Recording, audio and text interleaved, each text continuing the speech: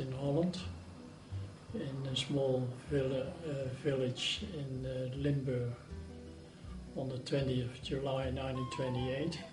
My father was at the time a floor manager for a men's clothing shop. My mother, they were just married 2 years then when I was born. I was one of 11 children, the second from the top. I had one sister above me, and they had 11 children, of which 8 are still alive. She was like an army sergeant. To control 11 kids, you need to be that way. But maybe because of that, there was very little time left for love, because, you know, it was just a tremendous job to keep the family going, money-wise as well as organization-wise. I met my wife on the 20th of September 49. A week after she turned 18.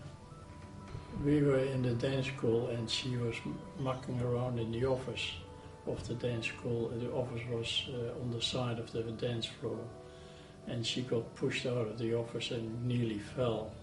And I just happened to stand there and picked her up. We were talking with some of the girlfriends, and one of them gave me a push and the door was open, and I just slid around in his arms, and that's how it started. 2 things. One is, again, consider other people, but the other one is avoid stress. And avoiding stress by being organized and anticipate what can happen and act accordingly. Don't look back, look towards the front, look forward and plan what you're going to do. Don't let things happen. You've got to have a finger in the pie and steer it in the right direction.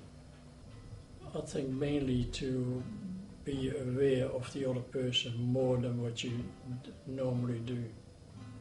You've got to know how other people feel, because you deal with people a hell of a lot in your life, and if you don't consider their feelings, to me that's very important,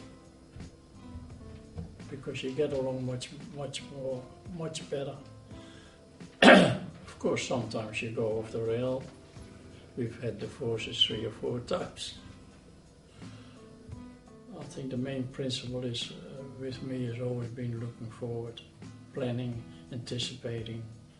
I mean, even when I drive a car, I anticipate what can happen when a car comes towards me.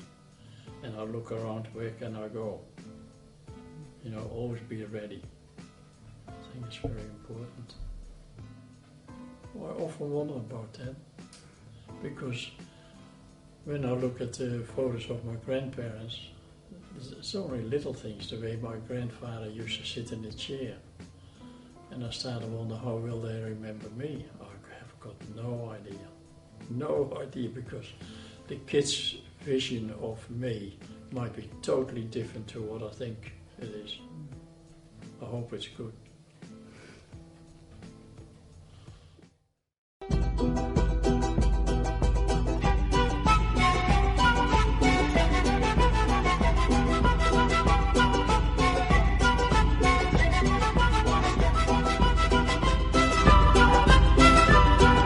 I still think the most valuable one is to consider the feelings of other people.